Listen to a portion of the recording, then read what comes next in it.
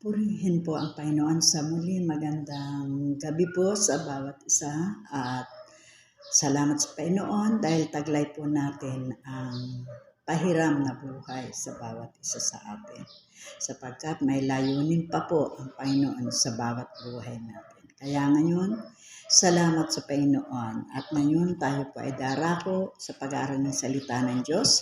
Samahan niyo po muna akong basahin ang salita ng Diyos bago tayo dumako sa pananalangin. Sabi po rito, samahan niyo po ako sa Aklat ng Gawa, chapter 16, verse 6 hanggang verse 10. Naglakbay sina Pablo sa lupain ng Phrygia at Galatia, kapagkat sinansala sila ng Espiritu Santo na mangaral sa Asya. Pagdating sa hangganan ng Mysia, ibig sana nilang pumasok sa Bithynia, subalit hindi sila pinahintulutan ng Espiritu ni Jesus. Kaya't bumagta sila ng Mysia at nagtungo sa Troas. Kinagabihan, nagkaroon si Pablo ng isang pangitain. May isang lalaking taga-Macedonia na nakatayo at namamanhik sa kanya. Tumawid po kayo rito sa Macedonia at tulungan ninyo kami. Pagkatapos ng pangitain ito, gumayak kami agad sapagkat natanto namin kami tinatawag ng Diyos upang ipangaral sa Macedonia ang mabuting balita. Purihin po ang Panginoon at tayo po ay dumulog sa panalangin. Purihin ka nga po, Ama, Diyos na makapangyarihan at Diyos na nasa kalangitan. Marami pong salamat, Panginoon, sa buong magdamag pag-iingat mo sa bawat isa sa amin. At ngayon, Panginoon, darako po kami sa pag-aaral ng iyong salita. Patuloy mo po kaming marapatin sa iyong paningin, Panginoon. Patuloy mo pong siya sa atin ang kaloob-looban ng aming puso at ang kabuuan ng pagkatao namin. Ang aming espiritu, kaluluwa at katawan, Panginoon. Lord, patuloy mo po kaming linisin upang malayang makadaloy ang banal mong Espiritu, Panginoon. Salamat po, O Diyos, sa mga kapatiran na nakahandang makinig at magsama-sama kami sa pag-aaral ng iyong salita. Na ang iyong salita ay punong-puno ng pagtuturo, punong-puno ng pagpapaalala sa amin. Lalo na kami bilang isang lingkod mo na tinawag at meron kang layunin sa bawat isa sa amin. Kaya, Panginoon, samahan niyo po kami ng iyong banal na Espiritu. Salamat po, Ama, sa iyong presensya at gawin ang lahat, Panginoon, ng kapurihan ay tanging para sa iyo lamang sa pangalan ng aming Panginoong Jesus. Amen. Tayo po ay tuloy-tuloy na po sa ating pag-aaral. At ito pong ating pag-aaralan, kung di ako namamali, siguro naituro ko na rin po ito ng kasaganaan ng lockdown. Amen. At ito ay pinamagatan kong pagkilala at pagsunod sa tinig ng Diyos. Ito po ay, kung titingnan natin yung pagkilala, ay makita po natin to nakakaangkop doon sa isa sa gift of the Holy Spirit. Dito po sa ating pag-aaralan, may 4 na katangian tayong dapat tularan bilang mga lingkod ng Diyos. Number 1, ito po ay, kung titingnan natin, sulat po ito ni Apostol Pablo na ang kasaysayan nga po, ang background ay papunta po sila, naglakbay po sila papunta sa Phrygia at Galatia upang ipangaral ang salita ng Diyos. Pero tunay na napakahalaga sa isang lingkod ng Panginoon na alam kung ano po ang kalooban ng Diyos para hindi tayo nahirapan na sumunod at ganapin kung ano ang ibig niya. Kaya tingnan po natin ang napakagandang halimbawa ni Apostol Pablo. Sabi po dito sa 4 na pag-aaralan natin, number 1, verse 6, na ang sabi po sa verse 6, makinig at kilalanin kung kanino galing ang tinig.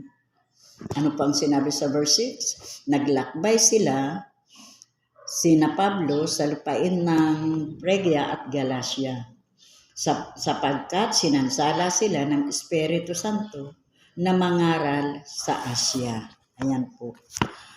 At ituloy ko po ang sabi po rito, una, makinig at kilalanin kung kanino galing ang tinig. Letter A, makinig sa tinig ng Diyos. Yung pangungusap ng Panginoon. Sabi nga, pag ikaw nagpag-usap sa Panginoon sa pamamagitan ng panalangin, at sabayan mo ng pagbabasa ng banal na kasulatan, nag-uusap kayong dalawa. Kasi yung panalangin mo, nagpapahayag ka sa Panginoon. At yung pagbabasa ng Biblia, ang Diyos naman nagpapahayag sa iyo. Letter B, kilalanin ang tinig. Kasi ang tinig po, maraming tinig. Tinig ng tao, tinig ng mundo, at tinig ng makalangit. Kilalanin, napakahalaga po nito sa isang Kristiyano. At letter C, alamin kung ito'y kalooban ng Diyos. Gaya ng sinabi sa verse 10, na ang sabi sa verse 10, pagkatapos ng pangitain ito, gumayak kami agad sapagkat natanto namin kami tinatawag ng Diyos upang ipangaral sa Macedonia ang mabuting balita. Ayan. Bilang isang lingkod, napakahalaga po nito. Ang makinig, kilalanin, at alamin kung ito'y kalooban ng Diyos. Number 2, verse 7 to 8, pasakop. Pasakop tayo sa ating Panginoon. Letter A, pasakop sa plano ng Diyos. John 21, verse 18. Ano po, pag inumpisan po natin yun mula sa 15, kinausap po ng Panginoon si Apostol Si Apostol Pedro, tinanong siya ng Panginoon. Kung titingnan, 3 beses tinanong si Apostol Pedro kung iniibig mo ako kaysa mga bagay na ito.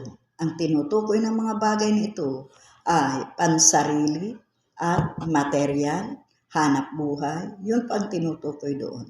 At ang pangalawa ay pasakop tayo sa kapangyarihan ng Diyos. Hindi sa kapangyarihan ng tao, hindi sa kapangyarihan ng sarili mo.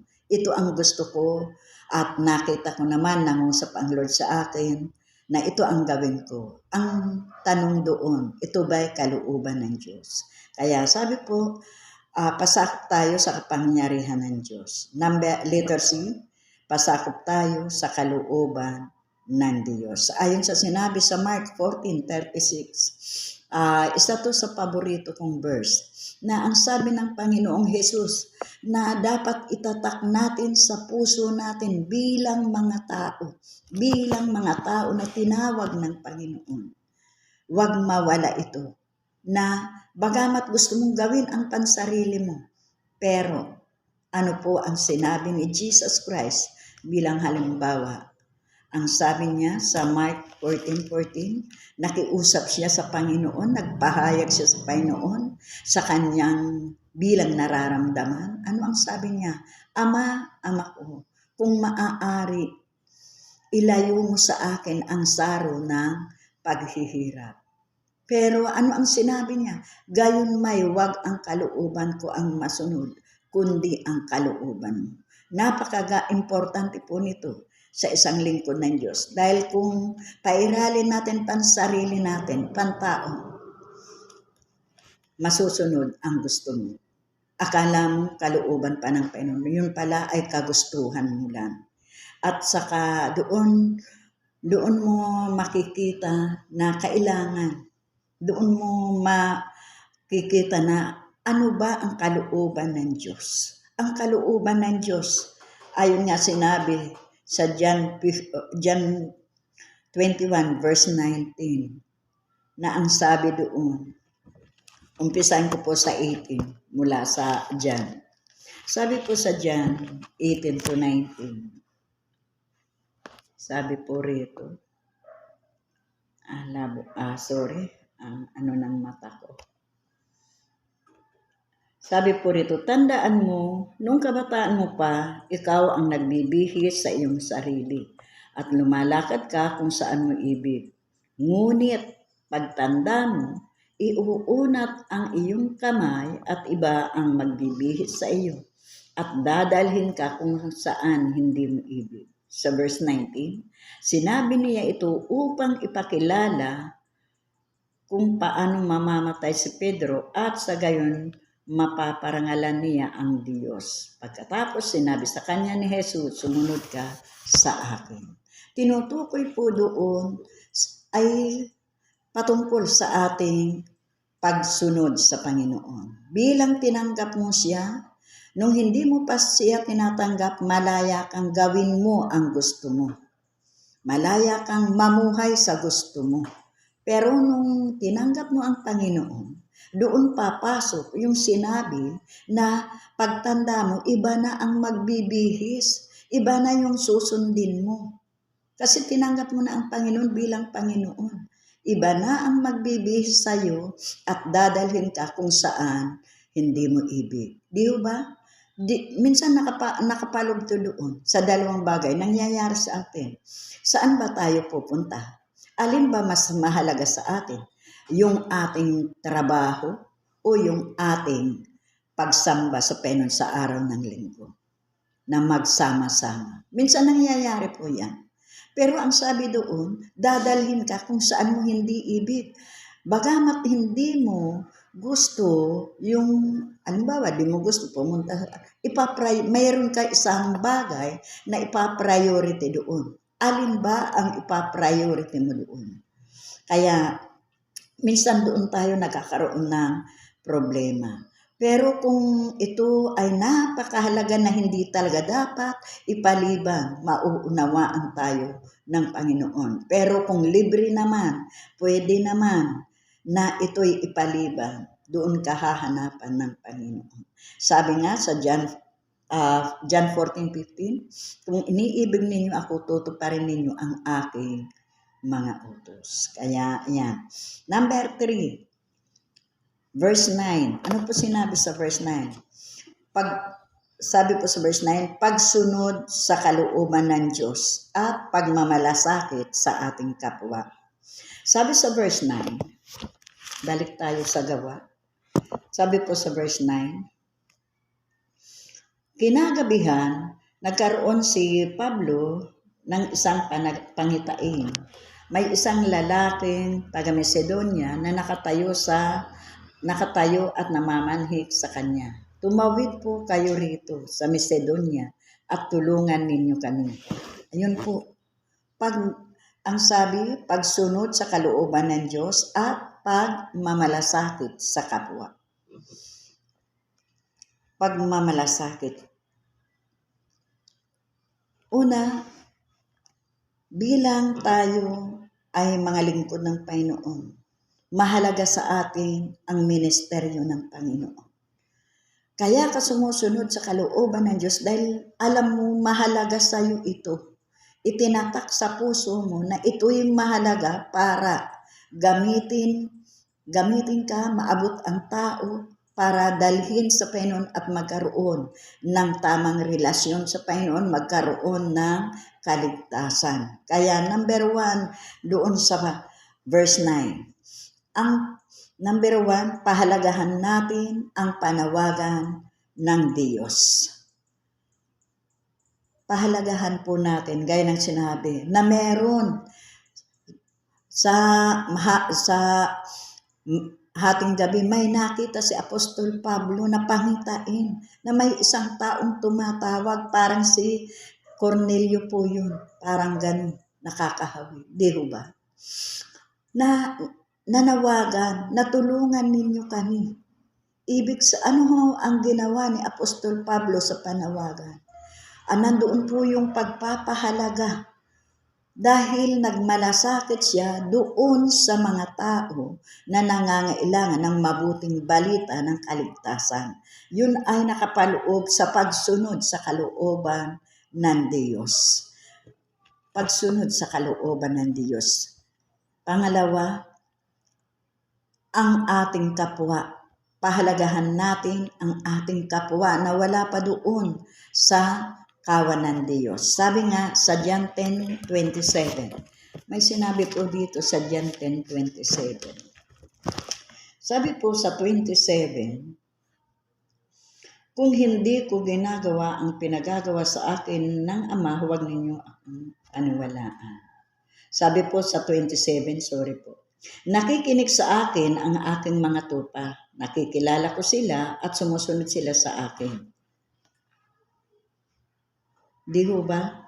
Nakikinig ang aking tupa. Tayo yung mga tupa ng Diyos. Kailangan tayong makinig sa panawagan ng Diyos.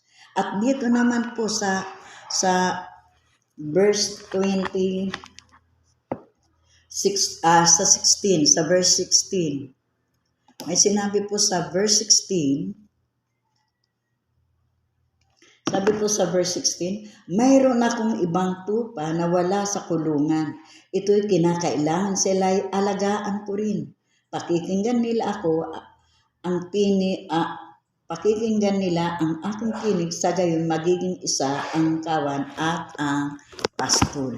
Ito po mga tao na pinakita or napakita sa panaginip ni Apostol Pablo, sila po yung mga wala pa sa kawan ng Diyos. Sila po yung nangangailangan, kaya sila po yung nakapaloob dito na meron akong mga tupang wala pa sa pastol.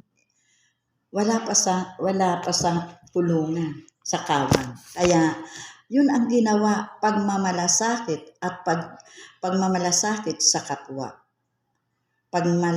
Sabi nga sa Mark 12:30, may sinabi po rito na 12:30. Sabi po rito, ibigin mo ang Panginoon mong Diyos ng buong puso, ng buong kaluluwa, ng buong pag-iisip, at ang buong lakas. Ito naman ang pangalawa, ibigin mo ang iyong kapwa gaya ng iyong sarili. Wala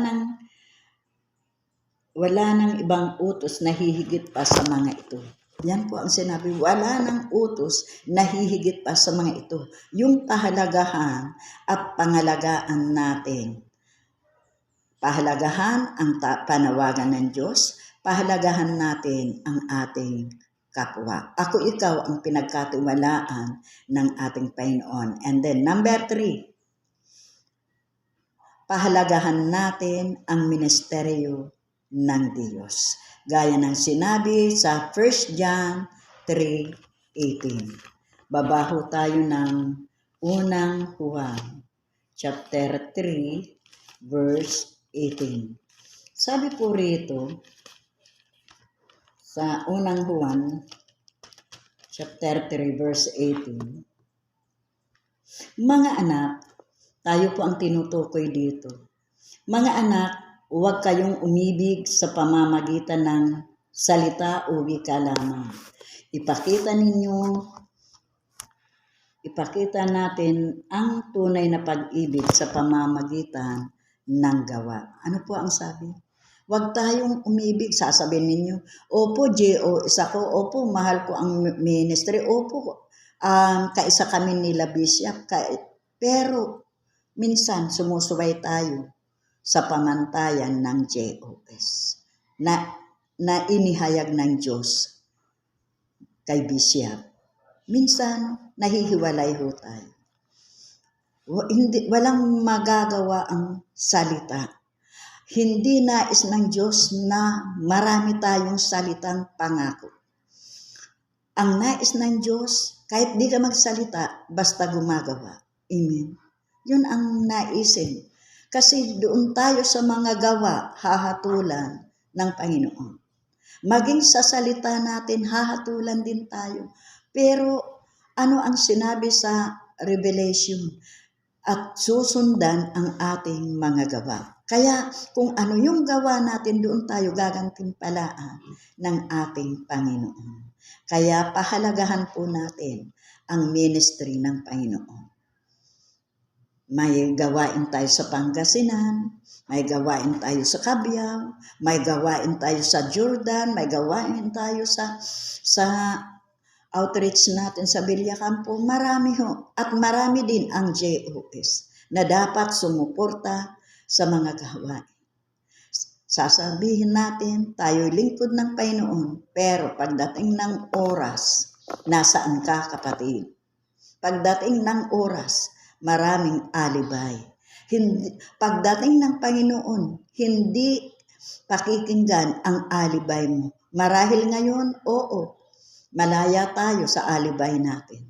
Pero sa takdang panahon, wala tayong maidadahilan sa Panginoon. Sapagkat sinabi ng Panginoon, ang kanyang salita ay pinauna na sa atin.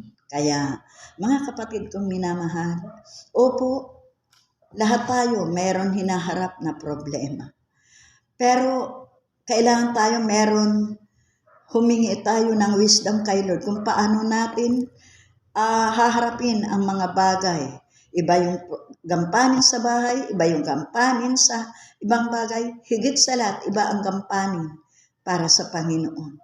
Ang gampanin sa Panginoon ay linalaanan to ng oras at panahon. Kaya, yan po, sabi po sa verse 10, last, number 4, handang sumunod.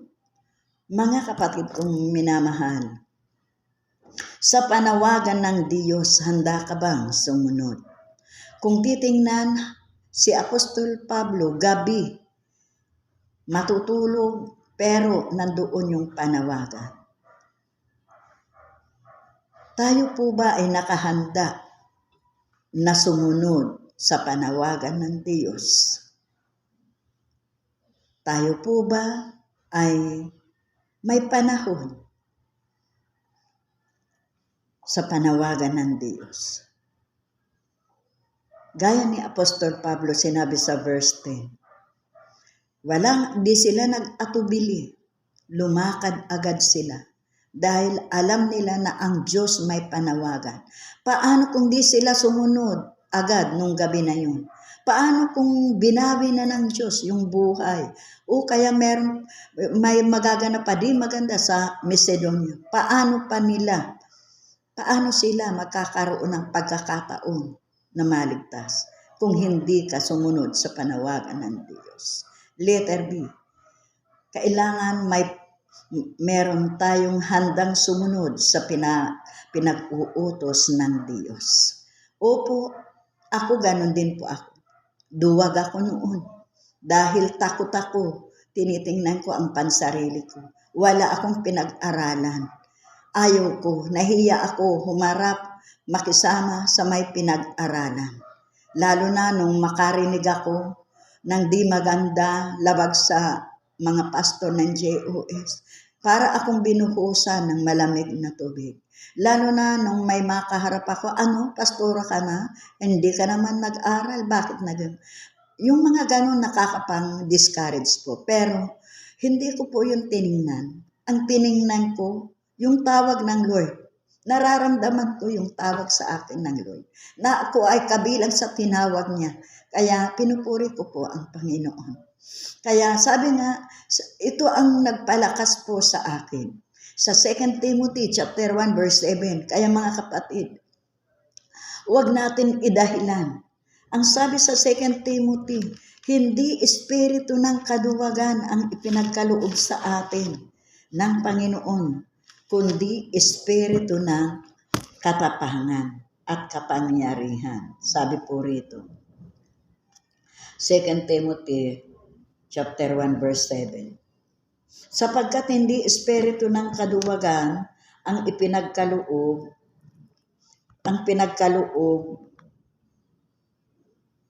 sapagkat hindi espiritu ng kaduwagan ang ibinigay sa atin ng Diyos, kundi espiritu ng kapangyarihan, pag-ibig at pagpipigil sa sarili. Kaya't huwag mong ikahihiya ang pagpapatutuo tungkol sa Panginoon o ang aking pagkabilanggo dahil sa Kanya. Sa halip, makihati ka sa kahirapan dahil sa mabuting balita sa tulong ng Diyos. Sabi ni Apostol Pablo, huwag mong ikahiya ang pagpapatutuo. Ano ho ba? Kilala ho ba natin at alam ba natin kung bakit ka tinawag at hinirang ng Panginoon? Kung kilala mo at alam mo kung bakit ka tinawag ng Panginoon, alam mo na susunod ka sa panawagan ng Diyos. Ang faith natin ang magtutulak sa atin para maisagawa ang kalooban ng Diyos. Ang hinahanap ng Diyos, yung totoong pananampalataya mo sa Kanya. Naniniwala ka na ang bagay na di mo kayang gawin ng Diyos? Go, mag-go. Go tayo sa paglilingkod sa Panginoon. Hindi dahilan na ikaw ay walang pinag-aralan. Ilalagay ka ng Diyos hanggang lang doon sa kakayanan mo. Hindi ka dadalhin sa mga matataas na tao para makipag-usap ng Englishan. Hindi ka dadalhin doon kung hindi ka itinakda doon ng Lord. Pero pag itinakda ka, ang Diyos pa rin ang gagawa para sa'yo. Kaya, ang sabi ho, sumunod tayo, ganapin. Sundin natin ang utos ng ating Panginoon.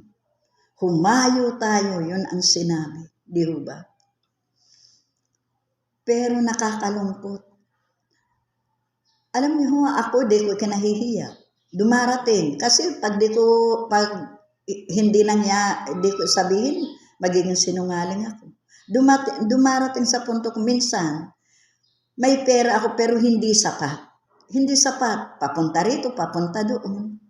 Pero dahil sa nag-uudyok sa akin ang gawain, lalo pag overnight sa Luzon, at yung pinansyal ko ay hindi sapat. Ano ang sabi ko? Sister baby, pupunta akong Luzon kaya lang, short ako ng budget. Pamasayan mo ko pagbalik. Hindi po ako nahihiya. Bakit ko ikahihiya yun? Ang sinusunod ko yung naisin ng Panginoon na ako ay tinawag at ako ay inaasahan na magpahayag ng salita ng Diyos. Yan po ang damdamin ko. Kaya, sabi po ng letter C, ganapin ang kalooban ng Diyos. Huwag nating kalimutan to, mga kapatid. Dahil ito ang napakagandang halimbawa na natutunan ko sa mga halimbawa ni Apostol Pablo na natutunan, tinuruan ng ating Panginoong Hesukristo. Ano po ang sabi? Handang sumunod at ganapin ang kalooban ng Diyos. Gaya ng sinabi sa Gawa, chapter 16, verse 10. Maging sa Gawa 20, verse 22, paborito ko. Isa po ito sa paborito ko. Sabi sa Gawa, ganapin ang kalooban ng Diyos. Sabi po sa Gawa 22, ngayon sa utos ng Espiritu ako'y pupunta sa Jerusalem. At hindi ko alam kung ano ang mangyayari sa akin doon. Ito lamang ang aking alam. Sa bawat bayan dinalaw ko, ipinahahayag sa akin ng Espiritu Santo na ang naghihintay sa akin dooy pagkabilanggo at kapighatian. Subalit walang halaga sa akin ang aking buhay. Maganap ko lamang ang aking buhay, maganap ko lamang ang aking tungkulin at matapos ang gawaing ibinigay sa akin ng Panginoong Hesus, ang pagpapahayag ng mabuting balita tungkol sa kagandang loob ng Diyos. Iyan po ang napakahalaga, ganapin ang kalooban. Sabi ni Apostol Pablo, baga hindi niya alam ang kahihinatnan niya roon, kahirapan o pagkabilanggo. Pero makita natin doon napakaganda dahil umangkop doon sa sinabi ni Jesus Christ sa Mark 14 verse 36, ngunit huwag ang kalooban ko ang masunod. Ano sinabi ni Apostol Pablo? Bagamat alam na niya ang naghihintay pagkabilanggo, pero walang halaga sa kanya, masunod lang na ipahayag ang mabuting balita. Mayroon ho ba tayo na damdamin bilang lingkod ng Diyos ng ganito pananaw? Number 2, sabi po, Gawa 1:8, ang sabi doon, ginawa tayo, Gawa 1:8, sabi po rito, Acts 1:8. Sabi po rito sa Gawa 1:8, para paalala sa bawat isa sa atin, bakit ka tinawag, bakit ka hinirang? Ito po ang paalala. Ngunit bibigyan kayo ng kapangyarihan. Bababa sa inyo ang Espiritu Santo. At kayo'y magiging mga saksi ko sa Jerusalem, sa buong Judea at Samaria, at hanggang sa dulo ng daigdig. Yun po pala mga kapatid. Kaya ka tinawag, iyan ang sahot. Pero hindi ka uutusan pumunta sa isang lugar at hindi ka uutusan na gawin mo to na ganun lang. Bago ka utusan ng Panginoon, binigyan ka ng kapangyarihan. Ayon nga sa sinabi sa Acts 1:8. Para ganapin natin yung sinabi sa Book of Matthew 28, yung paghahanda sa mga lingkod ng Diyos. Paghahanda ng Book of Matthew, kaganapan ng mga lingkod sa Book of Acts and sa Book of Acts. Makita natin yung pagganap. Doon sa Matthew 28 verse 19, na humayo tayo at ipangaral ang salita ng Diyos at gawin natin silang mga alagad ng ating Panginoon. Sila'y bautismuhan natin sa pamamagitan ng Ama, Anak at Espiritu. Iyan ang ganapin ang kalooban ng Diyos. Gayon din mga kapatid, bilang tayo naglilingkod sa Panginoon. Sa kabila na marami tayong nararanasan, pero may pangako po ang ating Panginoon. Sabi sa 1 Peter chapter 4, verse 10. May sinabi po dito. Sabi po sa 1 Peter chapter 4, verse 10. Makita po natin dito. Bilang mabuting katiwala ng iba't ibang kaloob ng Diyos, gamitin ninyo sa kapakinabangan ng lahat ng katangiang tinanggap ng bawat isa. Gamitin daw ho natin. At sa kabila na tayo po ay maraming napagdadaanan bilang naglilingkod sa Panginoon. Pero may pangako po ang Panginoon. Napakaganda po na ang sabi nga sa Revelation chapter 3 verse 11, na ang sabi doon, ingatan ninyo ang katangiang nasa iyo upang hindi maagaw ninuman ang iyong korona. Koronang nakalaan. Habang gumagawa tayo para sa Panginoon dito, inihahanda rin ng Panginoon ang gantimpala sa bawat isa sa atin. Kaya, conclusion po mga kapatid kong minamahal, sa atin apat na bagay pinag-aralan, mahalaga po ito sa atin bilang lingkod ng Panginoon. Huwag natin kaliligtaan ang apat na bagay na ito. Kung iniibig natin ang Panginoon, susundin natin ang kanyang mga utos. At sa John 21, paalala po ito. Hindi na ang iyong sarili ang masusunod, kundi ang Diyos na ang magmaniobra sa buhay. Ayon sa sinabi sa John 21, verse 18. Kaya kailangan natin, mga kapatid kong minamahal, bilang mga lingkod ng Diyos, unti-unti na ang pantao nating espiritu ay patayin ng espiritu mula sa Diyos. At papalitan ito ng Panginoon ng espiritu makalangit. Sabi nga sa Colossus chapter 2 verse 2, isaisip ninyo ang mga bagay panlangit, hindi ang mga bagay panlupa.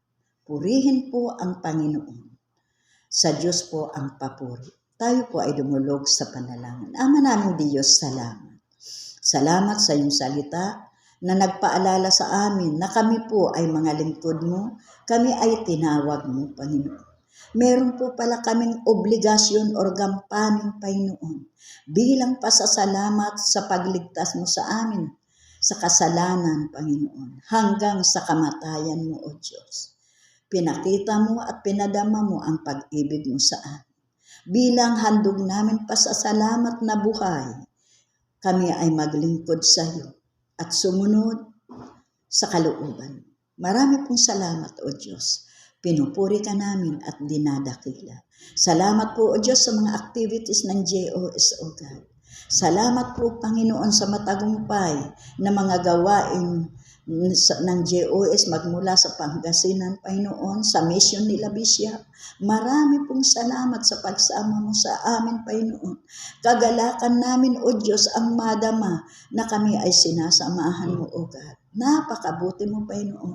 Lord, kalakip ko pong idinadalangin ang nalalapit na anniversary ng Bulacan. Lord, pagpalain mo po ang Bulacan chapter, Panginoon. Bigyan mo po, Panginoon, ng isang espiritu na nagmumula sa iyo na maunawaan nila ang naisin at ang kalooban mo, Panginoon. Marami pong salamat sa mga taong dadalo. Unbeliever man, O God, pagpalain mo po ng iyong mga salita. Marami pong salamat, Panginoon, maging ang mga kapatiran na mayroong karamdaman in the name of Jesus, Lord. Outpatient man, Panginoon, Sister Lynn, Lord, ang mapagpala mong kapamaya ay patuloy mong igawad para sa kanila. Pakawalan mo, O Diyos, ang kagalingan, kapangyarihan mula sa iyo. Maging kay Sister Kat Paharis, Panginoon. Lord, ikaw ang higit na nakakaalam, Panginoon. Lord, ang dalangin ko po, O Diyos, katagpuin mo, Panginoon, ang kanilang pangangailangan, O Diyos. Mas malaki ka, Panginoon, kaysa mga pangangailangan nila. Lord, ipakita mo po ang himala mo para sa buhay ni Sister Juby. Gumamit po kayo ng taon na makakatulong ng sapat sa kanila, O God. Tanging ikaw lamang, O Diyos, ang makagagawa nito. Di namin kaya, Panginoon. Pero sa panalangin, O Diyos, sa itinuro mo sa amin, nagpapasalamat kami dahil higit kang may magagawa, Panginoon. Salamat po sa mga oras pong ito, sa mga nakinig. Pagpalain mo po at abutin ang kanilang pangangailangan.